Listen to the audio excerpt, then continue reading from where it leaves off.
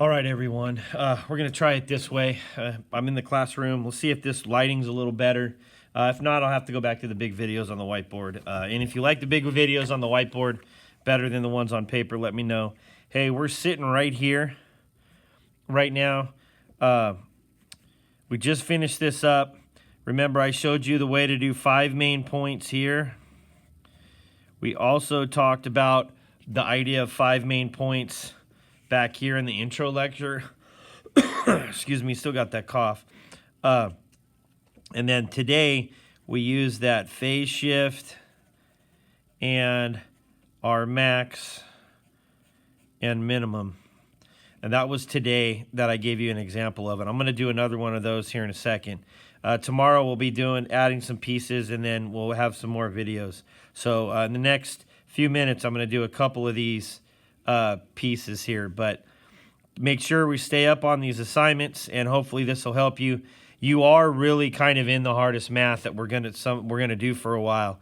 So you guys have done wonderful. You just got to kind of keep hammering away, and we'll get there. So I haven't gone back because of the issues with the video, and I haven't done any of this yet, but I'm going to get those pieces up for you guys. I figured right now, since it's review and we had some issues, we need to kind of wait. I have help on this stuff posted already. It's already up on Google Classroom. I've also got this stuff up there. I've got that one up there. We talked about saying a lot. We talked about the Ferris wheel one.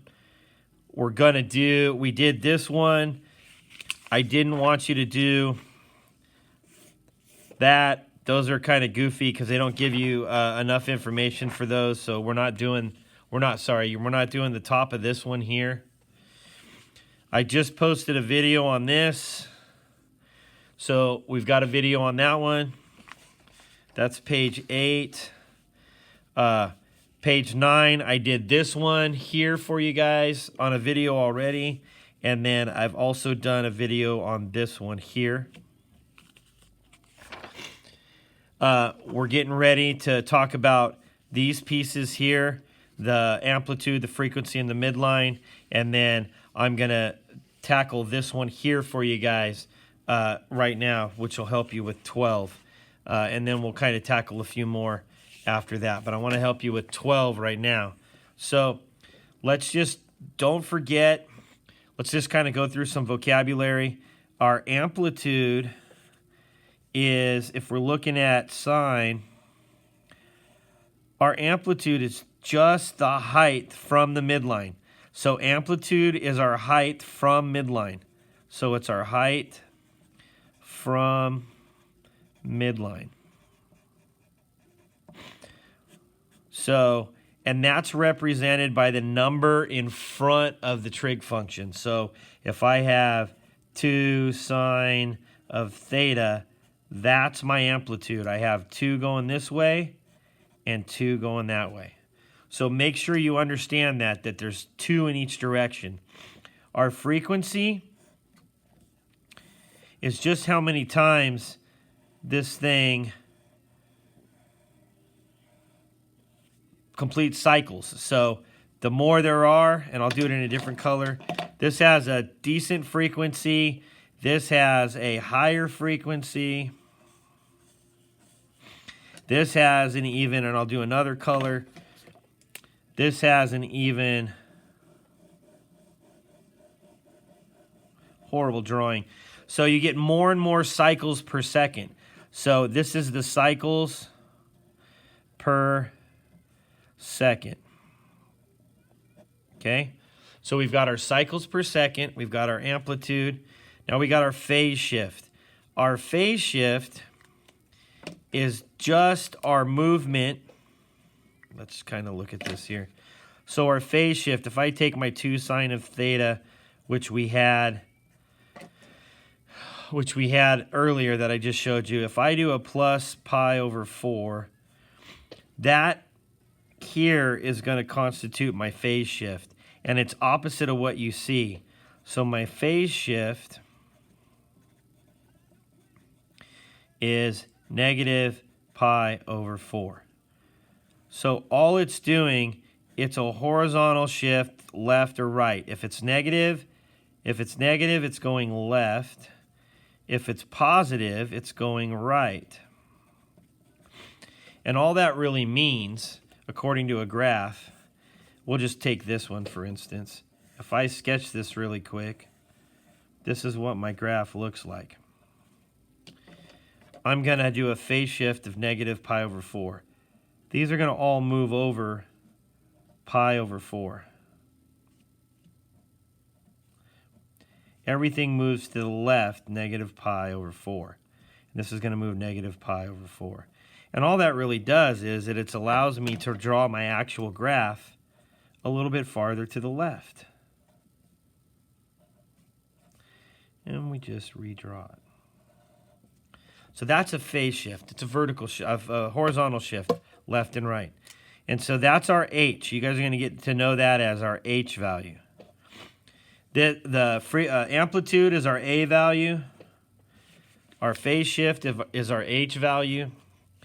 Our vertical shift is the number on the outside. So that's just, we're going to move our vertical shift. It's kind of self-explanatory. You're going to go up or you're going to go down. If it's negative, you're going to go down. If it's positive, you're going to go up. And so we'll just add to that one that we had. We know that we got 2 sine of theta plus pi over 4. And that will be a plus 3 on the outside. So this is going to move up 3. That's what that says. And that's represented by the letter K. Okay, so that's represented, our vertical shift is represented by the letter K. And I'm going to draw this up there too. It's also our midline. Okay, our midline and K are the same thing. So the midline is literally the center of the graph if you really look at it. So if it's the center of the graph, that just means that for this one, the center of the graph is at 3. So I'm going to go up to 3. Oops, let me erase that. I'm going to go, here's 0. I'm going to go up to 3. That's where my midline is. So that's the middle of the graph. So I'm going to go up 2 more. That's my maximum. I'm going to go down 2 for my amplitude. That's my minimum. So my graph is literally just going to do something like this. Okay? So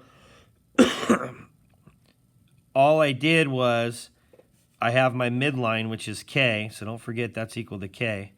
And then to get my maximum, that's my maximum, I'm just going to do K plus A. And to get my minimum, I'm going to do K minus. It's the absolute value of A. Doesn't matter what the sign is. It's K plus A and K minus A. And those are my minimums. So midline's in the center. It's the same as K. So we're worrying about our 2, which is our A value, our H value, and our K value. And then our domain. Our domain and range. Our range is always the minimum value, comma, and we'll put a bracket around it, to our maximum value. And then we'll put a bracket around it. That's called interval notation. Interval notation. So if we call that, what's my minimum value here? My minimum value is 2. And my maximum value is 5. So the idea is that we're just saying the range of y values is between 2 and 5. And if we look at the graph right here, it's between 2 and 5.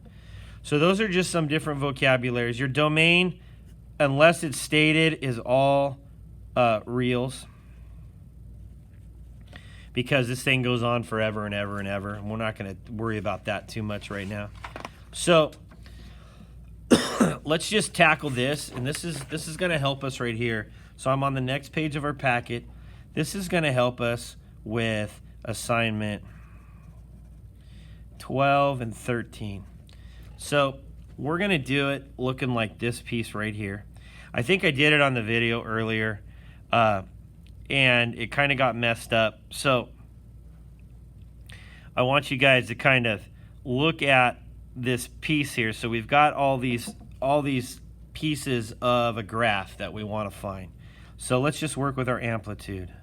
Remember, our amplitude is A, so our amplitude is equal to 2. Our midline is equal to K, so K is equal to 3, which is the same as our midline. And then our phase shift is going to be the opposite of what you see, so our phase shift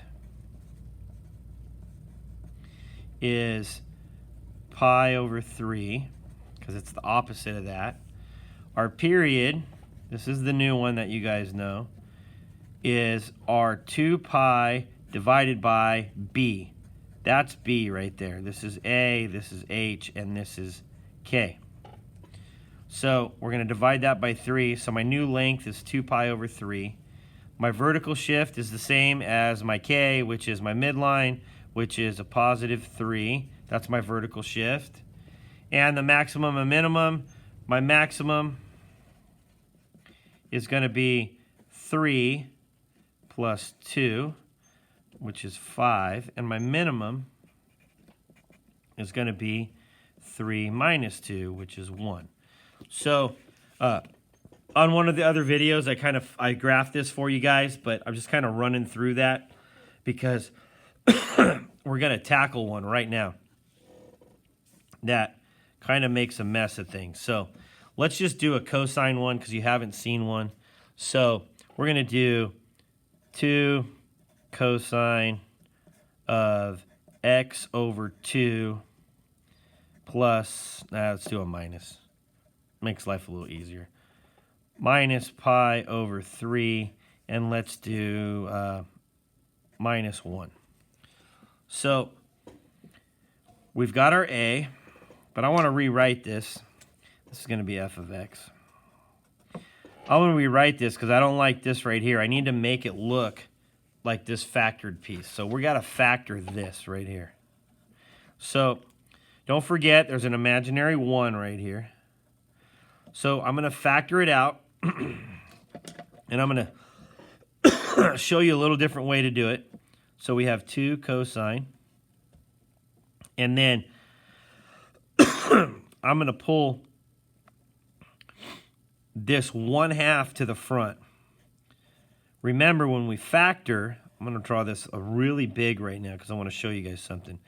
When we factor, we're dividing. So this becomes x to the 1/2 divided by 1/2 minus pi over 3 divided by 1/2. Okay, so I've pulled this out to make it a multiplication, but I got to counteract it because I got to make it a division. So when we deal with these fractions, and this is a little fraction trick, we just take and multiply by the reciprocal. So if this is 1 over 2, our reciprocal is 2 over 1. Our reciprocal is 2 over 1. And then we don't worry about the denominator down here anymore. We moved it up here and we multiplied. So a division problem in fractions turns into a multiplication problem. And I still have my negative 1. So let's clean this up here real quick. Cosine of 1/2. These simplify out to where it is just x, which is what we want. And then this is pi times 2 is 2 pi, and this is 3. And we got a negative 1. So let's look at this real quick now. So let's write our amplitude. Our A is equal to 2. Our phase shift, or let's just do our K. Our K is equal to negative 1, which is the same as our midline. Our maximum is going to be 2 plus a negative 1. Let me do that a little bit backwards. It's going to be our -1 plus 2. So you guys, our midline plus our amplitude, and our minimum is going to be our midline minus our amplitude. So we've got a 1 and we've got a -3. All right, so we got a 1 and a -3. Well, let's see here. And then as we go, I've got my amplitude, I've got my midline, I've got my max, my min. I need my phase shift. My phase shift is going to be the opposite of what you see. So I'm going to shift (2π/3). So now I've got my last piece here. My last piece is